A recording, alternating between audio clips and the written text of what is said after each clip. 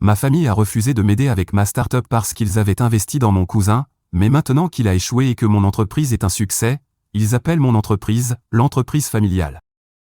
Je m'appelle Zachary, j'ai 34 ans, je suis un homme, et j'ai grandi dans une famille qui, disons-le, vivait confortablement.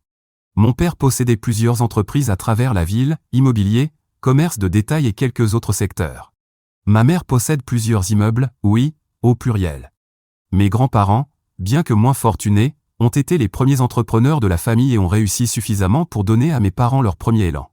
Dans cette famille, on attend de vous que, soit vous héritiez de quelque chose sans le gâcher, soit vous construisiez votre propre empire. Naturellement, j'ai voulu suivre la deuxième voie. Je n'étais pas un gamin naïf rêvant d'ouvrir une cabane sur la plage aux Bahamas, pas qu'il y ait quoi que ce soit de mal à cela. J'avais un plan solide, selon moi, la cybersécurité. Depuis mes 14 ans, lorsque j'ai accidentellement piraté le serveur de mon école pour modifier mon dossier de retenue, j'ai compris que j'avais un talent pour l'informatique. Je suis allé à l'université, j'ai obtenu mon diplôme en informatique, et j'ai passé des heures à me passionner pour le chiffrement, les fuites de données et la programmation. Après mes études, j'ai réalisé que la cybersécurité n'était pas seulement un domaine intéressant, c'était aussi un secteur lucratif. Toutes les entreprises en ont besoin. Toutes les banques, tous les hôpitaux. C'est comme vendre des parapluies dans un monde où il pleut constamment des fuites de données. J'avais une vision, une clientèle potentielle et un plan d'affaires détaillé qui, selon moi, impressionnerait n'importe qui. Mais il y avait un problème, j'avais besoin d'argent pour démarrer, beaucoup d'argent. Je ne demandais pas des millions, d'accord ? Juste de quoi louer un bureau, embaucher une petite équipe et investir dans le matériel et les logiciels nécessaires. Bien sûr, j'aurais pu commencer avec moins, mais j'avais une idée très précise de ce que devait être mon entreprise. Un matin, j'ai approché mes parents. Nous étions assis dans le salon, et je leur ai présenté mon projet. J'avais des graphiques, une étude de marché et de la passion. Je leur ai demandé un prêt. Je ne voulais pas d'un cadeau, je ne voulais pas d'argent gratuit. C'était un prêt que je comptais rembourser avec des intérêts une fois que l'entreprise décollerait. Ils m'ont répondu, « Zach, on t'aime, mais on ne pense pas que tu sois fait pour diriger une entreprise. » Ils ne l'ont pas dit méchamment. Mon père a poussé un soupir en le disant, comme si cela lui faisait physiquement mal de me refuser. Ma mère m'a lancé ce regard plein de pitié que les mères ont quand elles pensent que vous êtes adorablement naïf. Mon père a expliqué qu'être un bon programmeur ne faisait pas automatiquement de moi un bon entrepreneur. Gérer une entreprise, c'est, la gérer, s'occuper de la comptabilité, des employés, des investisseurs, des pertes, de toutes ces choses ennuyeuses et sans plaisir. Et selon eux, je n'avais tout simplement pas l'étincelle nécessaire. Pour eux, investir en moi n'était pas un investissement, c'était jeter de l'argent par les fenêtres. Je ne vais pas mentir, ça m'a blessé. Au début, j'étais en colère, très en colère. Mais malgré tout, je ne voulais pas abandonner mon rêve. Un mois après que mes parents aient rejeté ma demande de financement, mon cousin Bernard se mariait. Un mariage grandiose et luxueux, 3 jours de festivités, des fontaines de champagne, tout le spectacle. À un moment donné, j'étais debout avec mes parents près du buffet lorsque Bernard nous a rejoints.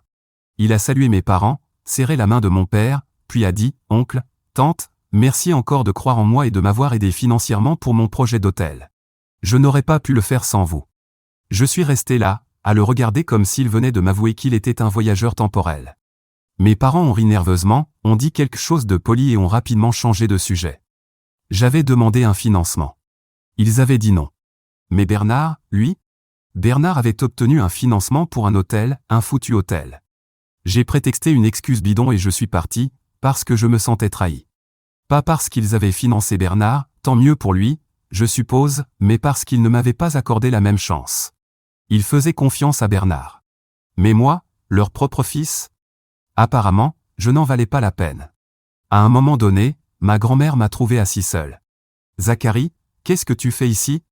Pourquoi tu n'es pas à l'intérieur en train de profiter du mariage ? » Et il y a une chose avec les grands-mères, on ne peut pas leur mentir.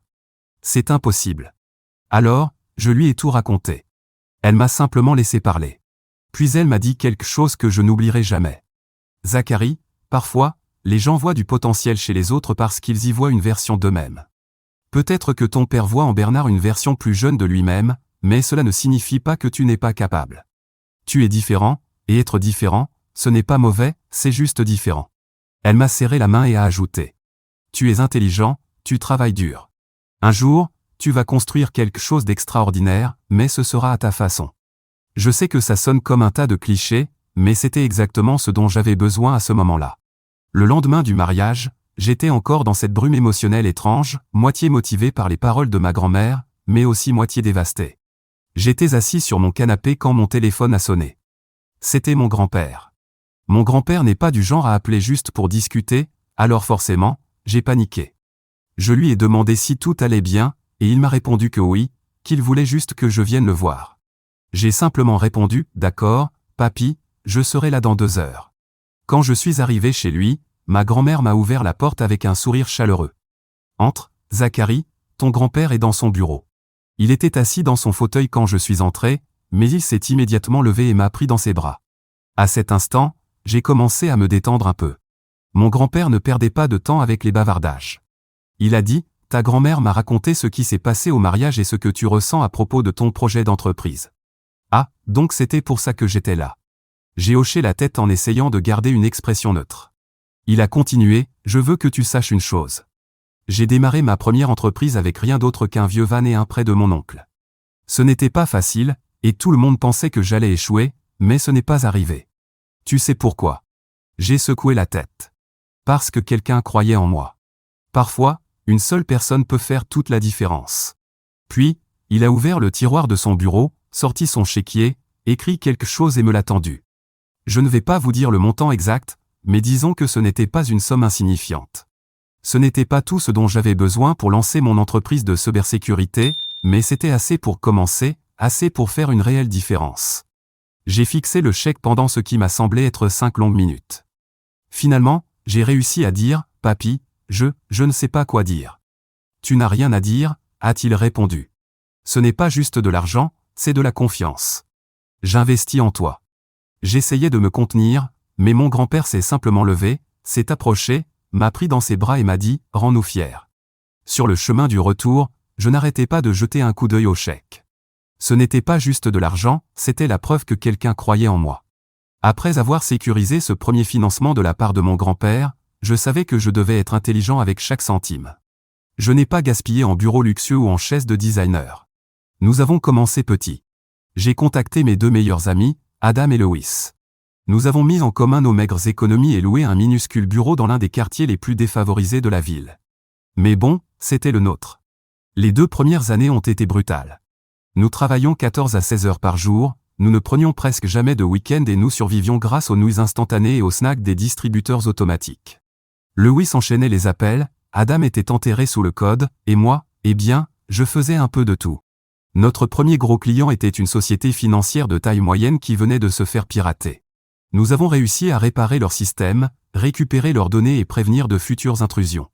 Ce projet nous a rapporté assez d'argent pour nous permettre de déménager dans un bureau légèrement plus grand. Petit à petit, nous avons commencé à nous faire un nom. Le bouche-à-oreille a commencé à se répandre, et nous avons décroché des contrats de plus en plus importants. Environ 4 ans plus tard, nous avons franchi un cap important, nous avions suffisamment de revenus pour envisager une expansion. Nous avons ouvert un 2e bureau dans une ville voisine, et 1 an plus tard, un 3e dans une grande métropole. À ce moment-là, nous n'étions plus juste une petite start-up en difficulté, nous étions une véritable entreprise. Autour de cette période, nous avons également lancé un cabinet de conseil en cybersécurité. Cela nous semblait être la suite logique. Les entreprises ne nous demandaient plus seulement de réparer les failles de sécurité, elles voulaient aussi prévenir les attaques avant qu'elles ne surviennent. Et laissez-moi vous dire, l'argent du conseil, ça n'a rien à voir. 5 ans après avoir lancé l'entreprise, j'étais enfin en mesure de rembourser mes grands-parents. Je suis allé chez eux, chèque en main, et je leur ai dit, c'est pour vous, avec les intérêts. Mais je ne me suis pas arrêté là. Ces 2 personnes m'avaient tout donné alors que personne d'autre ne l'avait fait, alors je leur ai acheté une nouvelle maison. Rien de ridiculement extravagant, juste une maison confortable et chaleureuse, dans un quartier qu'ils avaient toujours aimé. Les voir marcher dans leur nouvelle maison, souligner les petits détails qu'ils aimaient, a été l'un des moments les plus gratifiants de ma vie. Pendant que notre entreprise de cybersécurité prospérait, l'hôtel de Bernard, lui, s'effondrait. La pandémie a complètement écrasé l'industrie, et l'hôtel de Bernard ne s'en est jamais vraiment remis. Apparemment, mes parents lui ont encore donné plus d'argent pour essayer de l'aider. Mais malgré leurs efforts, et honnêtement, j'ai quand même de la peine pour lui, l'hôtel a fini par fermer. Et puis, le week-end dernier, nous avons célébré les 50 ans de mariage de mes grands-parents. Parce qu'ils sont littéralement la raison pour laquelle j'ai tout ce que j'ai aujourd'hui, je voulais m'assurer de leur montrer à quel point je leur étais reconnaissant. Je n'ai rien laissé au hasard. J'ai loué une magnifique salle de réception dans un hôtel, engagé un traiteur, organisé un groupe de musique live et invité tous leurs amis, leurs familles, et même d'anciens voisins qu'ils n'avaient pas vus depuis des années. Honnêtement, organiser cet événement m'a procuré plus d'émotions que certaines des plus grosses transactions commerciales que j'ai conclues. La fête était splendide, tout le monde était sur son 31, la nourriture était excellente, et mes grands-parents étaient rayonnants, ce qui était tout ce qui comptait. Mais ensuite, mes parents ont décidé de faire leur entrée.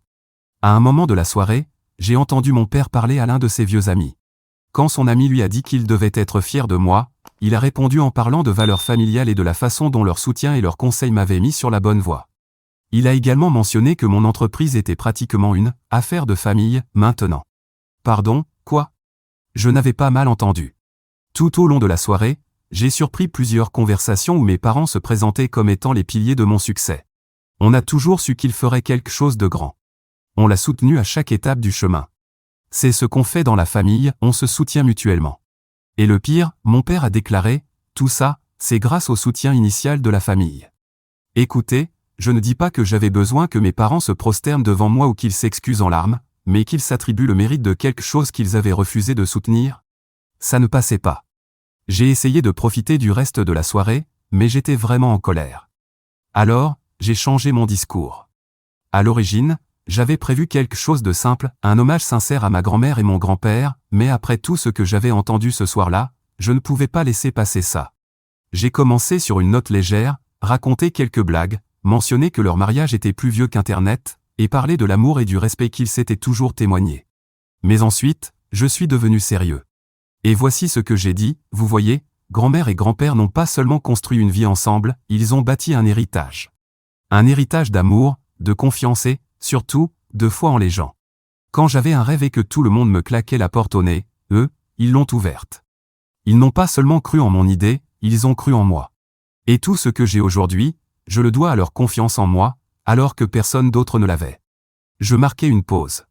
Mes parents me fixaient, un sourire figé sur le visage.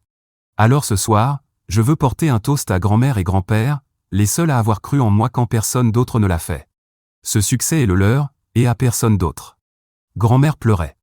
Grand-père acquiesça avec son sourire calme et fier. Et mes parents?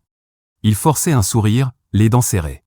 Environ 15 minutes après mon discours, mon père me trouva près du buffet des desserts. Il criait presque, « C'était quoi, ce discours? Tu voulais nous humilier devant tout le monde? Vous humilier? » J'ai simplement dit la vérité. Vous ne croyez pas en moi, mais grand-mère et grand-père, si. Ma mère intervint, tu n'avais pas besoin d'exposer nos problèmes familiaux devant tout le monde, tu nous as fait passer pour des monstres. À ce moment-là, je mordais déjà ma langue pour ne pas exploser. Mais puis mon père ajouta, tu agis comme si nous n'avions jamais rien fait pour toi. Nous t'avons offert une belle vie, une bonne éducation. Comment oses-tu nous faire passer pour les méchants dans ta petite histoire de réussite? D'abord, je ne criais pas, mais ma voix monta d'un ton, vous savez quoi? Vous n'avez jamais cru en moi. Vous aviez l'argent, mais vous l'avez donné à Bernard pour son hôtel sans hésiter. Et quand il a échoué, vous lui en avez donné encore plus. Mais quand je suis venu avec mon idée, vous m'avez dit que je n'avais pas l'âme d'un entrepreneur. À cet instant, je réalisais que la salle était devenue complètement silencieuse. Tous les invités nous regardaient. Mon cousin Bernard, celui avec l'hôtel en faillite, sirotait maladroitement son verre dans un coin, comme s'il voulait disparaître. Mon père pointa un doigt vers moi, tu es ingrat. Et là, j'ai complètement perdu mon calme. Ingrat? Pourquoi? Non, je ne suis pas ingrat. Je dis simplement tout ce que tout le monde sait déjà. Ma poitrine était serrée, mon visage brûlant, et je compris que je venais de gâcher la soirée, une soirée qui devait célébrer mes grands-parents. Je balayai la salle du regard et vis ma grand-mère me fixer avec une expression douce et triste, pas déçue, juste triste. Mon grand-père avait passé un bras autour d'elle, comme s'il essayait de l'apaiser. C'est là que la culpabilité m'envahit. Je ne dis plus un mot. Je fis demi-tour, sortis de la salle de bal sans même prendre mon manteau, montai dans ma voiture, claquai la porte et restai assis quelques minutes à fixer le volant, tentant de me calmer. Cette nuit-là, je n'ai pas dormi. Je rejouais sans cesse la dispute dans ma tête. Le lendemain matin, je reçus un message de ma grand-mère. Zacharie, nous t'aimons très fort. S'il te plaît, ne sois pas trop dur avec toi-même pour hier soir, nous comprenons. Mais honnêtement, ça ne m'a pas du tout réconforté. J'y ai beaucoup réfléchi, Reddit. Je suis allé trop loin. J'ai gâché une soirée qui devait être dédiée à mes grands-parents. Mise à jour 1. Je pense qu'il est juste de vous donner une mise à jour, puisque vous avez été nombreux à commenter mon post. Je pensais que les choses allaient se calmer après cette nuit-là. Je pensais qu'on allait tous réfléchir un peu et ensuite avoir une vraie conversation d'adultes. Mais non, mes parents ont décidé d'entrer en guerre. Ça a commencé doucement. Un cousin m'a envoyé un message, et, Zach, c'est vrai que tu as manipulé grand-mère et grand-père pour qu'ils te donnent de l'argent?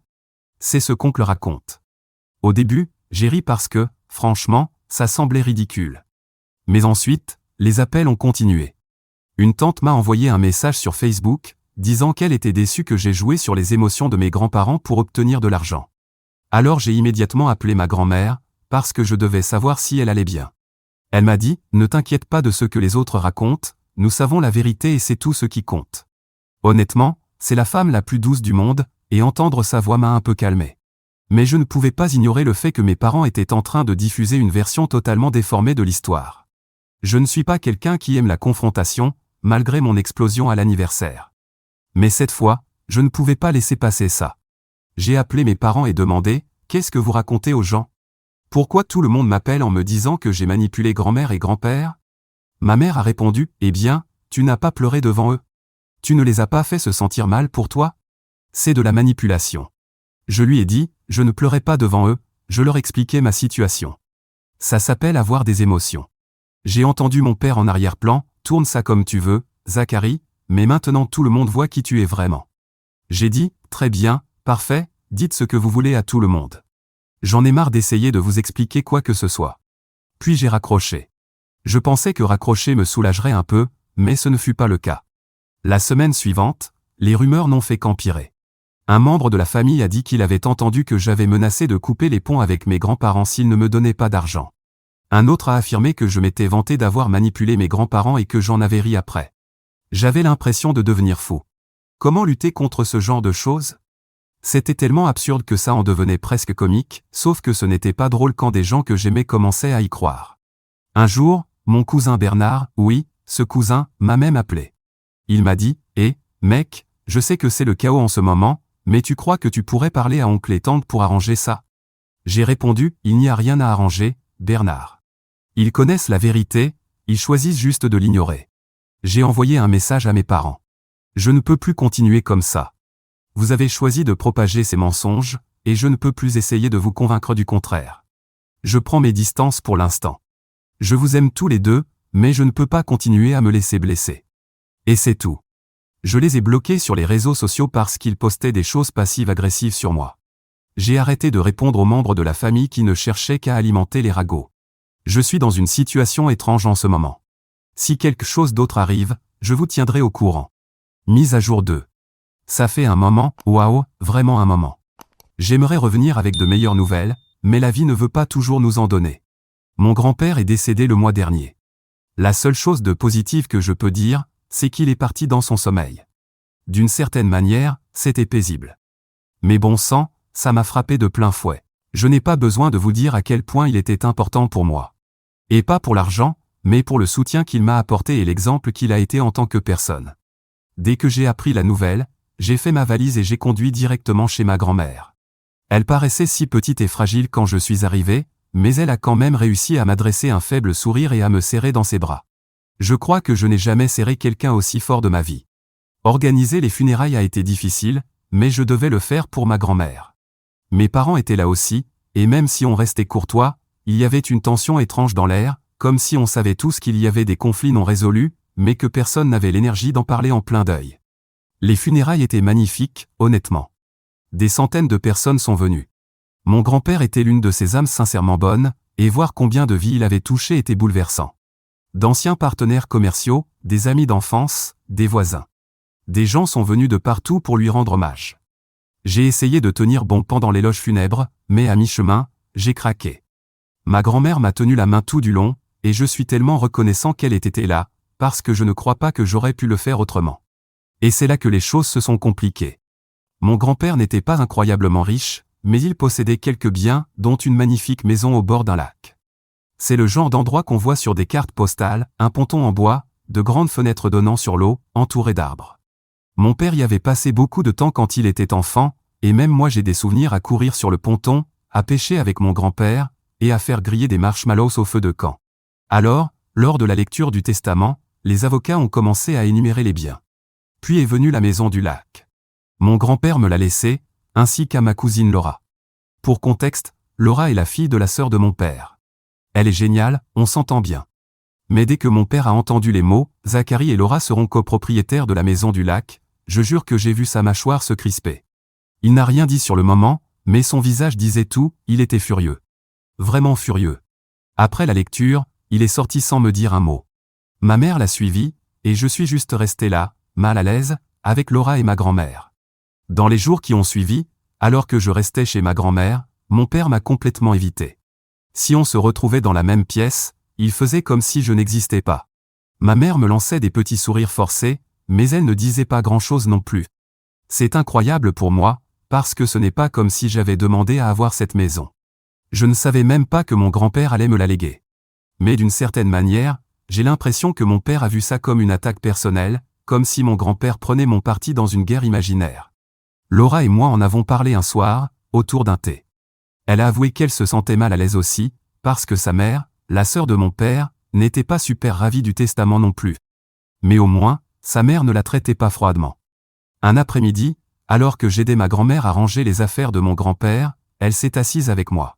Elle m'a dit, « Ton grand-père aimait beaucoup ton père, Zacharie.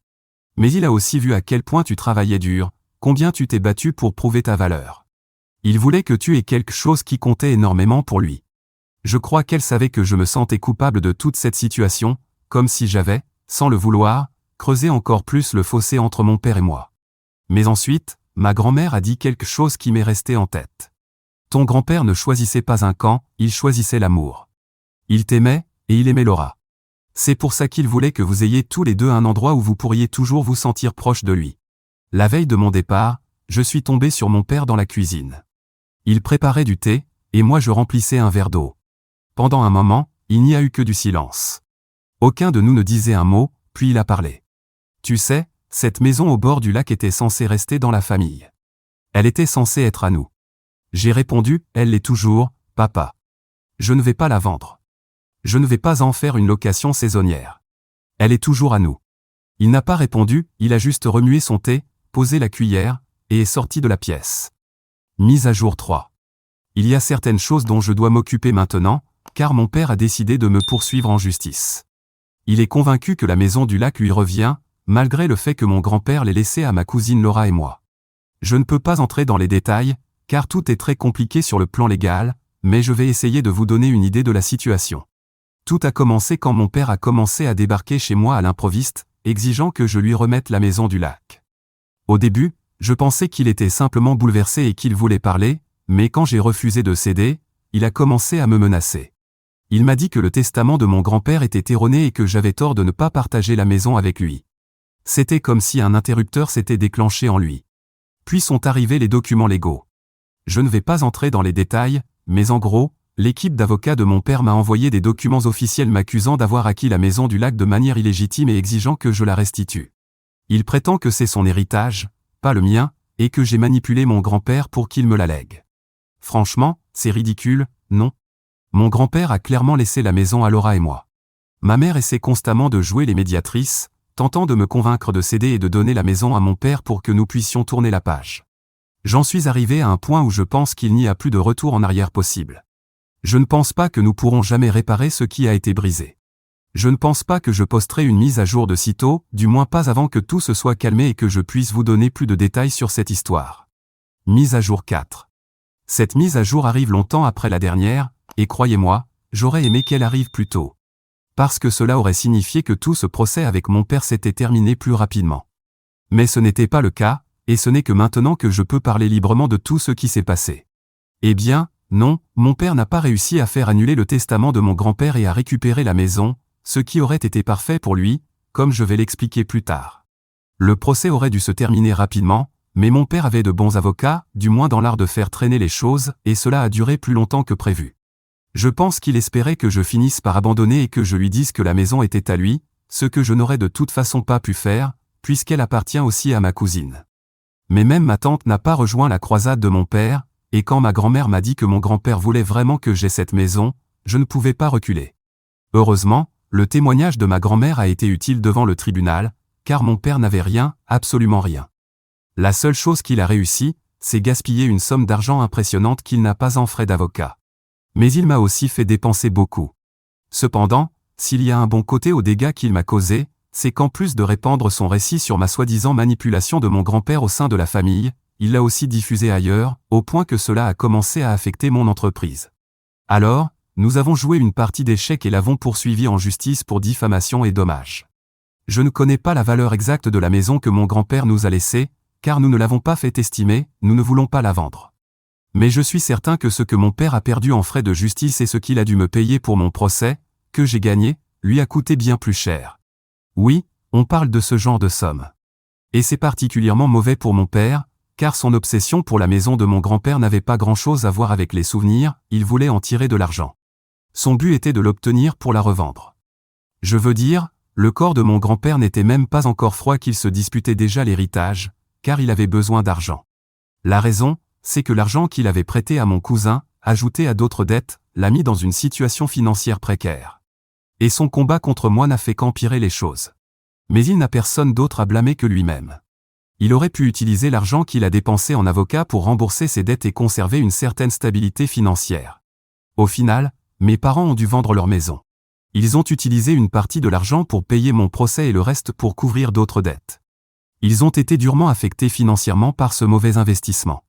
Ils ont toujours l'entreprise de mon père, qui, d'après ce que je sais, est rentable. Cependant, ils cherchent à en vendre une partie pour alléger ses dettes. Quelqu'un dans la famille m'a suggéré de la racheter, pour qu'elle reste dans la famille.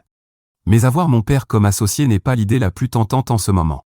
En plus, ce n'est pas un secteur qui m'intéresse ni un domaine dans lequel je pourrais apporter quelque chose avec mes compétences. Au moins, je sais que mon père n'aura plus l'argent pour me traîner en justice sur n'importe quelle autre idée qui lui passe par la tête. Édition, mon père a vendu une partie de son entreprise à un membre de la famille. Je pense que certains d'entre vous qui posaient des questions à ce sujet seront intéressés de le savoir.